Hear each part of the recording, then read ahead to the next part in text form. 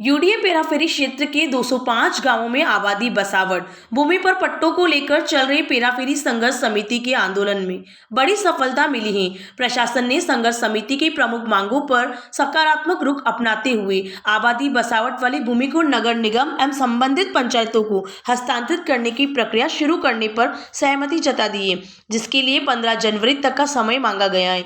प्रशासनिक वार्ता के बाद संघर्ष समिति की कोर टीम एवं सर्व समाज की बैठक आयोजित हुई, जिसके पश्चात प्रेस कॉन्फ्रेंस में संयोजक चंदन सिंह देवड़ा ने बताया कि नगर निगम विस्तार में शामिल पेराफेरी की 23 पंचायतों के 43 गांवों में आबादी बसावट वाले खसरों को यूडीए के माध्यम से कलेक्टर द्वारा किस्म आबादी दर्ज कर नगर निगम को सौंपा जाएगा तथा 1992 के नियमों के स्थान पर 2018 तक लागू धारा 69A के तहत पट्टे जारी करने के लिए राज्य सरकार से मार्गदर्शन मांगा जाएगा।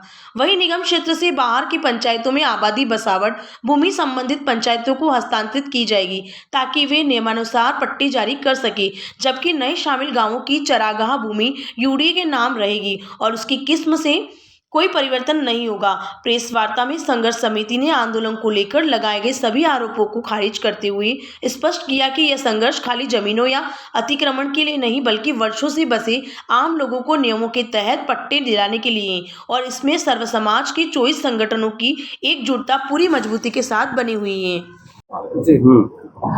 जी देखिए, उदयपुर में यूडीए पेराफेरी क्षेत्र में जो पट्टों को लेकर आंदोलन चल रहा था, उसको लेकर लगातार शासन प्रशासन से हमारा अल्टीमेटम के बाद वार्ता का दौर चला और इस वार्ता के बाद में माननीय जिला कलेक्टर महोदय, यूडीए कमिश्नर साहब और निगम कमिश्नर साहब के जो हमारी कोर टीम की वार्ता हुई, उसमें प्रशासन ने हमारी जो जितने भी बिंदु थे पट्टों के रिगार्डिंग उस पर सकारात्मक जवाब दिया है और सहमति जताई है कि वास्तव में काम होना चाहिए।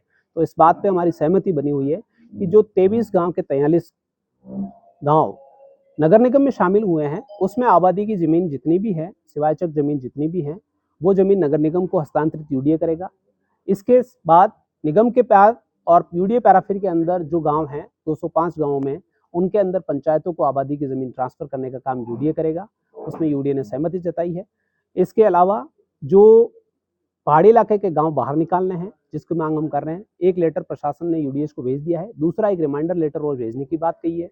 इन सब के बीच में निगम क्षेत्र में 2092 का जो एक ऑर्डर है पट्टा जारी होने का 69A के तहत, उसमें थोड़ी सी अड़चन बनी हुई है। तो उसको लेकर स्थानीय प्रशासन इस मामले को देखते हुए जिला प्रशासन सरकार को चिट्ठी भेज रहा है कि इस मामले में 2018 तक 22 में पट्टे 69A के तहत दिए जा चुके हैं। तो शासन प्रशासन जो भी डिमांड इस बात को स्वीकार करता है तो उस पर निर्देश दे, मार्गदर्शन दे, ताकि दो मसले हैं जो सरकार स्तर पर जा रहे हैं, हम सरकार स्तर पर भी वार्ता कर रहे हैं।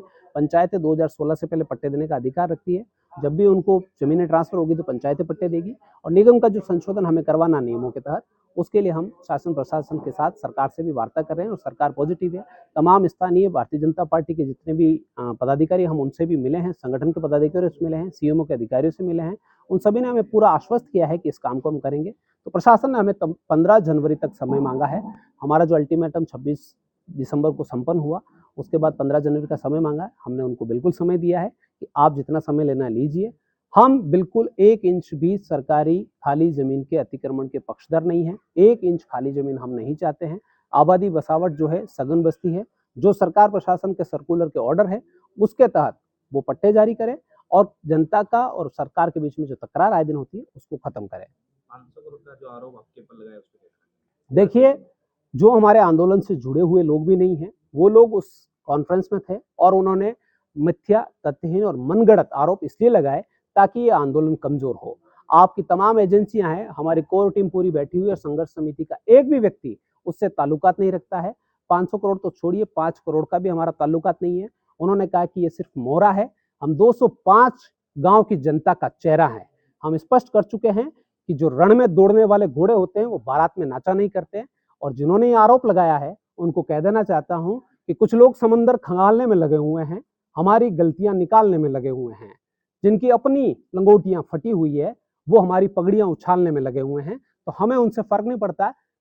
ऐसे आरोप लगते हैं ऐसे आंदोलनों में, और ना तो हम किसी के चौकीदार हैं, ना तो हम किसी के किलेदार हैं, ना किसी के पहरेदार हैं। हम सिर्फ जनता के उसके अधिकार दिलाने वाले चौकीदार हैं जो उनके हक हकूक के लिए आखिरी दम तक लड़ेंगे और निस्वार्थ भाव से लड़ेंगे। इन आरोपों का इन जितने भी कोर कमेटी मुझ पे किसी पे भी लगाए हैं, उनको हम ज़्यादा जवाब देना नहीं चाहते। जनता उनको समझ चुकी है कि वो पद की लालसा में कितना नीचे गिर सकते हैं। ये गैर राजनीतिक आंदोलन है और इस गैर राजनीतिक आंदोलन के तहत किसी ने जनता को तवा बनाकर अगर राजनीतिक रोटी सेकने का काम किया, खाना तो छोड़िए, धोना भी भूल जाएंगे। संघर्ष समिति अभी वो जिलाध्यक्ष है या नहीं?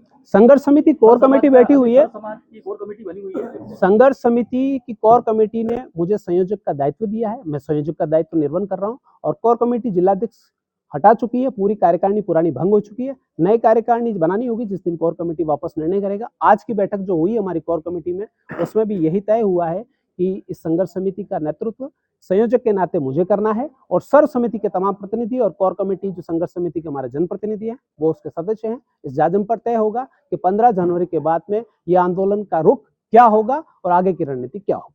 आप कह रहे हैं कि आंदोलन से वो जुड़े हुए नहीं थे, वो कह रहे हैं हो चुका 2013 की एनओसी यूडीए से हम लड़ाई लड़के लेके आए हैं। माननीय आशुतोष पेडनेकर साहब जो कलेक्टर थे तब इन एनओसी को उन्होंने ठंडे बस्ते में डाल दिया था। उसके बाद लगातार हमारा संघर्ष 17 में भी चला है, 20 में भी चला है और 21 में हमने संघर्ष समिति बनाई थी। सब 13 से लेके हम लड़ रहे हैं। 21 में जब संघर्ष समिति बनी, यही संघर्ष समिति बैठी हुई है, तमाम सभी लोग बैठे हुए हैं, उन्होंने तय किया कि इसका संयोजक आप हैं और जिला अध्यक्ष माननीय ये, और हमें मनोनीत किया है। आप ये बताइए, कोई इलेक्टेड नहीं किया है, संघर्ष समिति मनोनीत किया, बना दिया, लड़े हम। जब 22 में जमीनें आई तब आपको सिर्फ 2 गांव मिले और उसके बाद में एकाएक इको सेंसिटिव जोन होने की वजह से आपको जमीनें ही नहीं मिलेगी, तो आपने उससे किनारा काट लिया। हमारे विष्णु जी हैं, संजय जी हैं, मोहन जी हैं, आप तमाम चैनराम जी हैं, ईश्वर जी हैं, सत्यनारायण जी, जितने भी सरपंच साहिबान हैं, जितने भी लोग हैं, उन सभी ने कई दफे उनको ये भी संपर्क साधा कि आप इस संघर्ष में आइए, आगे आइए। उन्होंने कोई जवाब ही नहीं दिया। सारी चीज जब कोर कमेटी की 14 नवंबर को बैठक हुई, उसमें वापस कहा पुरानी कार्यकारिणी भंग है, नए तौर पे आपको संयोजक ही रहेंगे, जिलाध्यक्ष की जरूरत होगी तो बनाएगी संघर्ष समिति कोर कमेटी, नहीं होगी तो इसी तरीके से लड़ेंगे। हम उसी दिशा में लड़ रहे हैं, उसमें भी नहीं आए। सिर्फ हल्ला बोल के दिन आप अपनी व्यक्तिगत उपस्थिति दर्ज कराकर और बाद में मीडिया में जाके अनर्गल बयानबाजी करके आपने जनता को भाड़े की भीड़ कह के 205 गांव की 2 लाख आबादी को गाली देने का काम किया है। इसका जवाब जनता उस मंच पर जो आरोप लगाने वाले बैठे थे उनके आका भी सुन ले और वो भी सुन ले। जनता 205 गांव की जवाब समय आने पर आपको दे देगा। आप अगर किसी के लड़ नहीं सकते तो अनर्गल और मिथ्या आरोप लगाने का काम आप न करें। संघर्ष समिति एक खाली जमीन को कर रही है। जो सरकार के नियम है और शासन प्रशासन के नियम है, सघन आबादी बची हुई है और उससे लगती हुई जमीन की आबादी बची हुई है, इसके आधार पर सरकार पट्टे दे, संघर्ष समिति से पट्टे देने करें या फिर नगर निगम से जाकर हमारे फाइन से पट्टे जारी होंगे। हम जनता के साथ हैं, जनता को उसका हक दिलाएंगे और बिल्कुल अनुशासन तरीके से हम शासन प्रशासन तक अपनी बात पहुंचाएंगे। कभी ये सकारात्मक रूप रहा है, शासन प्रशासन ने हमारी बात को मानी और स्वीकार किया कि वास्तव में ये समस्या है, इसका समाधान करेंगे। तमाम सर्कुलर हमारे पास आता है तो आपको प्रतिक्रिया बहुत तो बना दिया। आप प्रीमियम क्वालिटी का फर्नीचर कहाँ से खरीदें? तो अब सार्थक फर्नीचर लाया है प्रीमियम क्वालिटी के साथ वाजिब दामों में फर्नीचर खरीदने का मौका। यहाँ आपको मिलेगा शानदार 6 और 8 seater sofa set, double bed, अलमारी, सभी फर्नीचर आपके बजट के अनुसार, वो भी कम दामों में। हमारे यहाँ फर्नीचर पर इजी EMI और बैंक लोन की सुविधा भी उपलब्ध है। इस दीपावली पर सार्थक फर्नीचर लाया है विशेष गिफ्ट और डिस्काउंट पाने का भी सुनहरा मौका। आपके डिजाइन और कलर के अनुसार कस्टमाइज्ड फर्नीचर बनाने की सुविधा भी उपलब्ध है। तो आज ही संपर्क करें सार्थक फर्नीचर, बैंक ऑफ बड़ौदा के सामने, subsidy centre, Udaipur. Mobile number 7297811766।